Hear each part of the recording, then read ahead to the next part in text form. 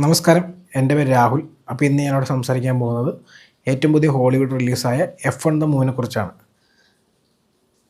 ഞാൻ ഈ സിനിമ കണ്ടത് ബുധനാഴ്ചയാണ്, 25-ാം തീയതി. ഇതൊരു പെയ്ഡ് പ്രിവ്യൂ ആയിരുന്നു. ഐമാക്സിൽ മാത്രമായിട്ട് 16 ലൊക്കേഷനിൽ വാർണർ ബ്രദേഴ്സ് ഇന്ത്യ ഇതിന് പെയ്ഡ് പ്രിവ്യൂ നടത്തിയിരുന്നു. Thank you for that Warner brothers. അപ്പോൾ ഈ അടുത്തായിട്ട് ഒരുപാട് ഇതുപോലെ പെയ്ഡ് പ്രിവ്യൂസ് ഉണ്ടായിരുന്നു. ഇതിന് മുമ്പ് ഉണ്ടായിരുന്ന ഹൗ ടു ട്രെയിൻ എ ഡ്രാഗനും യൂണിവേഴ്സൽ പിക്ചേഴ്സിനെയാണ് വാർണർ ബ്രദേഴ്സ് തന്നെയാണ് അതിൻ്റെ ഡിസ്ട്രിബ്യൂഷൻ നടത്തിയിരുന്നത്. ആക്ച്വലി അതും നല്ല ഒരു എക്സ്പീരിയൻസ് ആയിരുന്നു. അതായത് ഇത് ഭയങ്കര അഡ്വാൻറ്റേജ് ആണ്. കാരണം നമ്മളൊരു പുതിയ സിനിമ ഇറങ്ങുമ്പോൾ അത് വെള്ളിയാഴ്ച റിലീസ് ആകുമ്പോൾ എപ്പോഴും മോർണിംഗ് ഷോ കാണണം, ആദ്യത്തെ ഷോ ഒക്കെ കാണണമെങ്കിൽ. പക്ഷേ ഇതുപോലെ പെയ്ഡ് പ്രിവ്യൂ ഉണ്ടെങ്കിൽ ഇങ്ങനെ ഫാൻസ് ആയിട്ടുള്ള ആൾക്കാർക്ക് കാണണമെങ്കിൽ 2 ദിവസം മുമ്പേ സുഖമായി ടിക്കറ്റ് എടുത്ത് കാണാം. ടിക്കറ്റ് റേറ്റ് ഇത്തിരി കൂടുതലൊക്കെ ആയിരിക്കും, ബട്ട് ദാറ്റ്സ് ഫൈൻ. രാവിലെ നമുക്ക് പലർക്കും കാണാൻ പറ്റില്ല. അപ്പോൾ അവർക്കിതൊരു ഭയങ്കര അഡ്വാൻറ്റേജ് ആണ്, നമുക്ക് നേരത്തെ തന്നെ 2 ദിവസം മുമ്പ് കാണാമെന്നുള്ളത്. So I am happy that ഇതിങ്ങനെ കണ്ടിന്യൂ ചെയ്യുന്ന, ഇനി ഇതിങ്ങനെ കണ്ടിന്യൂ ചെയ്യട്ടെ എന്ന് പറയാനുള്ളൂ. പിന്നെ ഈ സിനിമയെക്കുറിച്ച് പറയുകയാണെങ്കിൽ, ടെക്നിക്കലി പറയുകയാണെങ്കിൽ ഇത് IMAX 1.90 റേഷ്യോയിലാണ് എൻ്റയർ സിനിമയുള്ളത്. അതായത് ഇന്ത്യയിലുള്ള എല്ലാ IMAXിലും ഫുൾ സ്ക്രീൻ ആയിരിക്കും.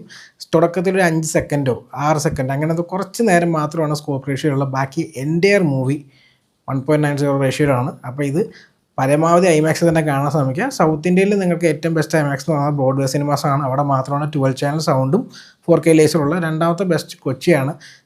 സ്ക്രീനൊക്കെ ചെറുതായിരിക്കും, പക്ഷേ 4K ലേസർ IMAX ക്വാളിറ്റി ഉണ്ടെങ്കിൽ അത് ഇവിടെ വന്നാൽ കാണാൻ പറ്റുള്ളൂ.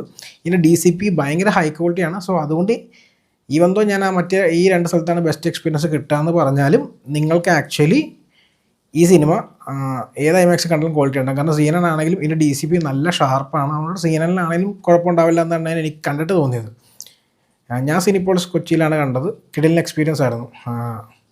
പിന്നെ ഈ സിനിമയെക്കുറിച്ച് പറയുകയാണെങ്കിൽ ഇതെൻ്റെ മോസ്റ്റ് ആൻറ്റിസിപ്പേറ്റഡ് മൂവിയായിരുന്നു ഈ വർഷത്തെ.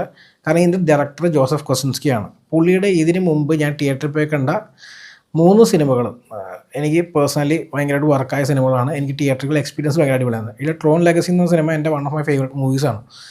അത് ഡയറക്റ്റ് ചെയ്ത പുള്ളിയാണ്. ഞാനിപ്പോഴും ആ സിനിമ വീട്ടിൽ നിന്ന് കാണാറുള്ള സിനിമയാണത്. അതിൻ്റെ 3D ആണെങ്കിൽ അടിപൊളിയായിരുന്നു. ടെക്നിക്കലി ഭയങ്കര കിടിലൻ സിനിമയാണ്. ഇപ്പോഴും നമുക്ക് അതിൻ്റെ VFX ഹോൾഡ് അടിപൊളിയായിട്ടിരിക്കുന്നുണ്ട്. പിന്നെ അത് കഴിഞ്ഞ് ടോം ക്രൂസിൻ്റെ ഒബ്ലിവിയൻ എന്ന സിനിമ ഉണ്ടായിരുന്നു. അതും ഭയങ്കര നല്ല രസമുള്ള സിനിമയാണ് തിയേറ്ററിൽ നിന്ന് കാണാൻ വേണ്ടി. പിന്നെ ഉള്ളത് ഒബിയസ്ലി ടോപ്പ് ഗൺ മാവറിക്കാണ്. ടോപ്പ് ഗൺ മാവറിക്ക് എൻ്റെ one of the best theatrical experience വേണമെങ്കിൽ പറയാൻ പറ്റുന്ന ഒരു സിനിമയാണത്. ഞാനത് ഓൾമോസ്റ്റ് എല്ലാ ഫോർമാറ്റിലും ഓടി നടന്ന് കണ്ടിട്ടുള്ള സിനിമയാണ്. എനിക്ക് ഇപ്പോഴും ഞാൻ വീട്ടിൽ നിന്ന് കാണാൻ എനിക്ക് ഒരു മടുപ്പില്ലാതെ കാണാൻ പറ്റുന്ന സിനിമയാണത്. സോ അങ്ങനെ ഒരാളുടെ ഒരു പടം അടുത്ത് വരുമ്പോൾ ഒബിയസ്ലി എൻ്റെ മോസ്റ്റ് ആൻറ്റിസിപ്പേറ്റഡ് മൂവി ഇതായിരിക്കും ഈ വർഷത്തെ. അപ്പോൾ പ്രതീക്ഷ തെറ്റിയില്ല. സാധാരണ നമ്മൾ ഇത്ര എക്സ്പെക്റ്റേഷൻസ് വെച്ച് കഴിഞ്ഞാൽ പ്രോബബിളി നമുക്ക് ആ എക്സ്പെക്റ്റേഷൻ ഒരിക്കലും സിനിമ ആയിട്ടില്ല. പക്ഷേ ഈ സിനിമ ആ എക്സ്പെക്റ്റേഷൻ മീറ്റ് ചെയ്തു. കിടിലൻ തിയേറ്റർ എക്സ്പീരിയൻസ് ആയിരുന്നു. ഭയങ്കര എക്സിലറേറ്റിംഗ് റൈഡ് തന്നെയാണെങ്കിൽ പറയാം. ഭയങ്കര നല്ല എക്സ്പീരിയൻസ് ആയിരുന്നു. എൻ്റെ കൂടെ വന്ന എൻ്റെ ഫ്രണ്ടിന് ഭയങ്കര ഇഷ്ടമായി. ഒബിയസ്ലി എൻ്റെ സീനിൻ്റെ നൈബർ ആക്ച്വലി നിഖിലായിരുന്നു, FR ക്ലോക്സിൽ. അവനും ഭയങ്കര ഇഷ്ടമായി. ഓളെ അവൻ വീഡിയോ ഇട്ടിട്ടുണ്ടാവും. അടിപൊളി എക്സ്പീരിയൻസ് ആയിരുന്നു. സത്യം പറഞ്ഞാൽ top gun maverick in racing എന്നാണ് ഞാൻ പ്രതീക്ഷിച്ച് തന്നെയാണ് കാണാൻ പോയത്. ടെക്നിക്കലി കിടിലനാണ് സിനിമ. കിടിലൻ ക്യാമറ വർക്കാണ്. എൻ്റെ ക്ലോഡിയോ ആണ് ഇതിൻ്റെ ക്യാമറ വർക്ക്. ഇതിൻ്റെ കിടിലനാണ്. പിന്നെ ഇതിൻ്റെ എഡിറ്റിംഗ് സൂപ്പർബാണ്. മ്യൂസിക് ഹാൻസ് സിമ്മറാണ്. അടിപൊളി മ്യൂസിക്കായിരുന്നു. ബട്ട് എനിക്ക് തോന്നിയത് കുറച്ചധികം സോങ്സ് സിനിമക്കകത്ത് ഉണ്ടായിരുന്നു. സോ പുള്ളിയുടെ ഓർക്കസ്ട്രിയൽ മ്യൂസിക് കുറേ സ്ഥലത്ത് യൂസ് ചെയ്തില്ല, പകരം അവർ സോങ്സാണ് ഉപയോഗിച്ചത്. അത് എനിക്കിത്തിരി സർപ്രൈസിങ് ആയിരുന്നു. കട്ട ഹാൻസ് സിമ്മർ ഫാൻ ആയതുകൊണ്ട് പുള്ളിയുടെ മ്യൂസിക് കേൾക്കുന്നതിനോടാണ് എനിക്ക് കൂടുതൽ ഇഷ്ടം. But still it suits the movie. So അങ്ങനെ നെഗറ്റീവ് ആണെങ്കിൽ പോലെ പറയാം. പിന്നെ സിനിമയുടെ ലെങ്ത്തിലല്ല, ഈ സിനിമയുടെ മിഡിൽ പീരീഡിൽ, കാരണം ഈ സിനിമ ഭയങ്കര ഫാസ്റ്റാണ്. അപ്പോൾ ഇതിൻ്റെ മിഡിൽ പീരീഡിൽ ചെറുതായിട്ടൊരു ഡൾനെസ് ഉണ്ടായിരുന്നു. പക്ഷെ അത് കുറച്ച് നേരം നമുക്ക് ഫീൽ, അപ്പം തന്നെ തിരിച്ച് നമ്മൾ റേസിങ്ങിലേക്ക് വരും. റേസിങ് ഒരു രക്ഷയില്ല. ഞാനൊരു സത്യം പറയാം, എനിക്ക് F1 കുറിച്ച് യാതൊരു ധാരണയില്ല. എനിക്കതിനെക്കുറിച്ച് ഒരു ഐഡിയ ഇല്ല. ഞാൻ F1 ഇതുവരെ മുഴുവൻ കണ്ടിട്ടുമില്ല. ഈവൻ ഞാൻ കണ്ടിട്ടുണ്ടെങ്കിൽ തന്നെ 1 or 2 ലാപ്പ് പണ്ടെപ്പോഴോ കണ്ടിട്ടുണ്ടെന്നുള്ള എനിക്കൊരു യാതൊരു ഐഡിയ ഇല്ല. പക്ഷേ എൻ്റെ സുഹൃത്ത് ഭയങ്കര F1 ഫാൻ ആയിരുന്നുകൊണ്ട് എനിക്കിതിലത്തെ ആൾക്കാരുടെ പേരൊക്കെ അറിയാം. അപ്പോൾ ഇവൻ ഈ F1 കുറിച്ച് പറയുമ്പോൾ ഇവരാരൊക്കെയാണെന്ന് അറിയാൻ വേണ്ടി ഗൂഗിൾ സെർച്ച് ചെയ്തുകൊണ്ട് ഇവരുടെ മുഖം, ഇവൻ F1 കുറിച്ച് പറയുമ്പോൾ നമുക്ക് ആ ആൾക്കാരുടെ മുഖം സങ്കല്പിക്കാൻ വേണ്ടി ഞാനിപ്പോൾ അവരുടെ സെർച്ച് ചെയ്തിട്ടുണ്ട്. അപ്പോൾ വെർസ്റ്റാപ്പൻ, ലൂയിസ് ഹാമിൽട്ടൺ, ഒബിയസ്ലി അവരെയൊക്കെ എനിക്ക് അറിയാം, പേര് വെച്ചും മുഖം വെച്ചും അറിയാം, കാരണം ഞാൻ ഗൂഗിൾ സെർച്ച് ചെയ്തിട്ടുണ്ട്. പക്ഷേ എന്നോട് അല്ലാണ്ട് ഇപ്പോൾ ഞാൻ അവൻ്റെ ഫ്രണ്ടല്ലായിരുന്നു, അല്ലെങ്കിൽ അവൻ ഇതിനെക്കുറിച്ച് സംസാരിക്കില്ലെങ്കിൽ എനിക്ക് അവസാനം ആദ്യം അറിയാവുന്ന ഒരൊറ്റ F1 റേസറേ ഉള്ളൂ, അത് മൈക്കിൾ ഷൂമാക്കറാണ്. അങ്ങനെ അത്രയേ ഉള്ളൂ എനിക്ക് F1 ഉള്ള കണക്ഷൻ. പക്ഷെ അതൊന്നും മാറ്റർ ചെയ്യുന്നില്ല. അതിൻ്റെ റൂൾസൊന്നും നമുക്കറിയില്ല, ഒന്നും പ്രശ്നമില്ല. കാരണം ഇതൊരു പക്ക ടോപ്പ് നോച്ച് സമ്മർ ബ്ലോക്ക് ബസ്റ്ററാണത്. ഒരു രക്ഷയില്ല. റിലൻലെസ് ആണ് ഓൾമോസ്റ്റ് ഞാൻ പറഞ്ഞ ആ ചെറിയൊരു ഡൾ പീരീഡ് വെച്ച് ബാക്കി മുഴുവൻ നേരം റിലൻലെസ് ആണ്. ഈ സിനിമ ഐമാക്സിൽ കണ്ടപ്പോൾ അടിപൊളിയാണെങ്കിലും എനിക്ക് ഉറപ്പാണ് ഈ സിനിമ 4DX പോലത്തെയുള്ള ഫോർമാറ്റ്സിലും കാണാൻ അടിപൊളിയായിരിക്കും. കാരണം ടോപ്പ് ഗൺ അങ്ങനെയായിരുന്നു. നമുക്ക് ആ ഒരു ഫീല് കിട്ടും we are in the cockpit എന്നുള്ള 4DX കാണുമ്പോൾ. ഈവൻ ഐമാക്സിൽ തന്നെ നമുക്കത് ഫീൽ ചെയ്യും. അപ്പോൾ നമ്മൾ ആലോചിക്കുക ആ ഒരു മൂവ്മെൻറ്റും കൂടി നമുക്ക് കിട്ടുമ്പോൾ നമ്മൾ എന്തോരം അതിനകത്ത് ഇമേഴ്സീവ് ആവുമെന്നുള്ള ആലോചിക്കാവുന്നുള്ളൂ. എനിക്ക് ഭയങ്കര ഇൻട്രസ്റ്റ് ഉണ്ട് വേറെ ഫോർമാറ്റ്സ് ട്രൈ ചെയ്യണം എന്നുള്ള, എന്തായാലും ട്രൈ ചെയ്യും. പിന്നെ സിനിമയുടെ കഥ എന്ന് പറയുന്നത് ഒബിയസ്ലി ക്ലീഷേ ആയിരിക്കും. റേസിംഗ് ആണ്, അതിപ്പോൾ അങ്ങനെ സിനിമകൾക്ക് എല്ലാവരും ചെറിയൊരു ക്ലീഷയാണ്. But cliche is okay if it works right. അപ്പോൾ അതിൻ്റെ ഇതിലിരുന്നു കൊണ്ട് നമുക്കൊരു കിടിലൻ എക്സ്പീരിയൻസ് തരുന്നതാണ് ഇവരുടെ ഏറ്റവും വലിയ വിജയം എന്ന് പറയുന്നത്. ബ്രാഡ് പിറ്റ് സൂപ്പർബാണ്. പുള്ളിക്ക് 10-61 വയസ്സുണ്ട്. എന്തൊരു ലുക്കാണ് മനുഷ്യൻ. ജലസി എന്നൊക്കെ പറഞ്ഞു കഴിഞ്ഞാൽ അതാണ്. അത് പുള്ളി പണ്ട് കാണുമ്പോൾ ലുക്കാണ്, ഇപ്പോൾ കാണുമ്പോൾ ലുക്കാണ്. പ്രായത്തിൻ്റേതല്ല ആക്ച്വലി ഞാൻ ഉദ്ദേശിക്കുന്നത്. പുള്ളി ആ ലുക്ക് സോ ഗുഡ് ലുക്കിംഗ് മാൻ. പിന്നെ ഇതിൽ അഭിനയിച്ച എല്ലാവരും അടിപൊളിയാണ്. പുള്ളിയുടെ ഒറ്റയുണ്ട്, ഞാൻ പേരെനിക്ക് പറയണമെന്നുണ്ട്. പുള്ളി കോ ഡ്രൈവർ അല്ലെങ്കിൽ ഇപ്പോൾ ഇതിൽ പുള്ളി യങ് ഡ്രൈവറായിട്ട് അഭിനയിച്ച ഡാൻസും ആക്ച്വലി അടിപൊളിയായിരുന്നു. അവനും പുള്ളിയും തമ്മിലുള്ള ആ ഒരു എനർജി അടിപൊളിയാണ്. ഒരു നെഗറ്റിവിറ്റി പോസിറ്റീവ് എനർജി അവർ തമ്മിലുള്ള ആ ഒരു ഇത് ഭയങ്കര രസമാണ്. പിന്നെ ഒബിയസ്ലി ജാവിയർ ബാർദ അടിപൊളിയാണ് പുള്ളിയുള്ളപ്പോൾ തന്നെ. കെറി കോണ്ടം ആണെങ്കിൽ പുള്ളിക്കാരൻ കോണ്ടനാണെങ്കിലും അടിപൊളിയാണ്. എല്ലാവരും അടിപൊളിയാണ്. പിന്നെ എനിക്ക് ഡാംസൻ്റെ അമ്മയായിട്ട് അഭിനയിച്ച പുള്ളിക്കാരൻ സാറാ നെൽസ്. പുള്ളിക്കാരത്തി ഒരു സീനിൽ ഭയങ്കര രസമാണ്.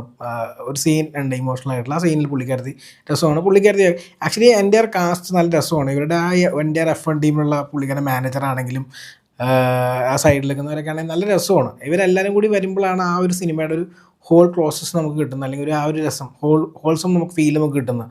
ടോപ്പ് ഗൺ പോലെ തന്നെ, ടോപ്പ് ഗൺ അവർ എൻ്റെ ടീമുണ്ടല്ലോ അതുപോലെ തന്നെ. It's A fun movie. ഒരു ഭയങ്കര ക്ലാസിക് മൂവിയാണെന്നൊന്നും ഞാൻ ഒരിക്കലും പറയില്ല, കാരണം അങ്ങനത്തെ സ്റ്റൈൽ മൂവി അല്ല ഇത്. സോ ഒരു പക്ക എൻ്റർടൈനിങ് പോപ്കോൺ മൂവി നിങ്ങൾ കാണാൻ ഉദ്ദേശിക്കുന്നുണ്ടെങ്കിൽ ഇതിന് കിടിലൻ പടം വേറെ കിട്ടുന്നത് എനിക്ക് തോന്നുന്നില്ല. ടോപ്പ് ഗൺ അതുപോലെ തന്നെ. ടോപ്പ് ഗൺ കഴിഞ്ഞിട്ട് നല്ല സിനിമകൾ വന്നില്ല എന്നല്ല, പക്ഷേ അതിൻ്റെ ആ ഒരു എൻ്റർടൈൻമെൻറ്റ് ഫാക്ടർ ഭയങ്കരമായിരുന്നു. അത് തന്നെയാണ് എനിക്ക് പറയാനുള്ളത്. കാരണം എൻ്റെ കൂടെ വന്ന എൻ്റെ ഫ്രണ്ടിനെ F1 കുറിച്ച് യാതൊരു ധാരണ, ഞങ്ങൾക്ക് രണ്ടുപേർക്കും ഒന്നും അറിയില്ല. അപ്പം ഞങ്ങൾ പക്ഷേ അവസാനത്തെ ക്ലൈമാക്സ് റേസിൽ നമ്മൾ കുറച്ചധികം നേരമാണ് അവർ കാണിക്കുന്നുണ്ട്. Still it was so nail biting. ഒരു രക്ഷ ഉണ്ടായില്ല. ഇപ്പോൾ F1 ഫാൻസിനുള്ള അപ്പോൾ ഇതിൻ്റെ റൂൾസ് ഒക്കെ അറിയാം. അവർക്ക് ഇനി അതിന് എന്തെങ്കിലും കുഴപ്പമുണ്ടെന്നൊക്കെ കണ്ടുപിടിക്കാൻ പറ്റും. എനിക്കൊരു ഐഡിയ ഇല്ല. അങ്ങനെ കാണാൻ പോവുകയാണെങ്കിൽ ചിലപ്പോൾ ബോറടിക്കുമായിരിക്കും. എനിക്കിതിനെക്കുറിച്ച് യാതൊരു ഐഡിയ ഇല്ലാത്തതുകൊണ്ട് ഞാൻ അങ്ങനെ പറഞ്ഞത്.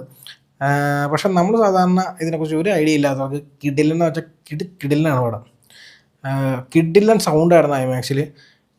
എനിക്കത് ഉള്ളിൽ അറ്റ്മോസിൽ കാണുന്നുണ്ട് ടോപ്പ് എൻഡ്. പക്ഷേ അറ്റ്മോസ് എനിക്ക് തോന്നുന്നു 7.9 IAB ഇന്ത്യയിൽ വന്നിട്ടുള്ളതെന്നാണ് കേട്ടത്. 5.91 IAB ഉള്ളൂ. പക്ഷേ സാധാരണ വാണബിൾ 7.1 IAB പ്രിൻറ്റുകൾ എത്തിക്കാറുള്ളതാണ്. അത് എന്താണെന്ന് എനിക്ക് മനസ്സിലായില്ല ഇതുപോലത്തെ ഒരു സിനിമയ്ക്ക്. എന്തായാലും ഞാൻ ഈ സിനിമ എന്തായാലും 1-2 വട്ടം ഇനിയും കാണും, ഉറപ്പായിട്ടും കാണും. കാരണം കാണാനത് വെർത്താണത്. ഈവൺ ഇപ്പം ഞങ്ങൾ കൊടുത്തപ്പോൾ പെയ്ഡ് പ്രിവ്യൂസിന് കാശ് കൂടുതലാണ്, പക്ഷേ അതിന് കൊടുത്ത കാശ് ഞങ്ങൾക്ക് നഷ്ടമാണെന്ന് ഒരിക്കലും തോന്നിയിട്ടില്ല. കാരണം അത്രയും വേർത്തായിരുന്നു സിനിമ. ഞാനതുകൊണ്ട് നിങ്ങളിത് കൊടുത്ത് കാണുമെന്ന് ഞാൻ പറയില്ല. അത്രയും കാശ് കൊടുത്ത് ഇത്രയും ഓവർ തന്നെയാണ് ടിക്കറ്റ് പ്രൈസ്. ബട്ട് സ്റ്റിൽ നമുക്കതൊന്നും നമ്മളൊന്ന് മനസ്സിൽ പോലും വിചാരിക്കില്ല അതിനെക്കുറിച്ച്. അങ്ങനെ അത്രയ്ക്കും നല്ല എക്സ്പീരിയൻസ് ആയിരുന്നു.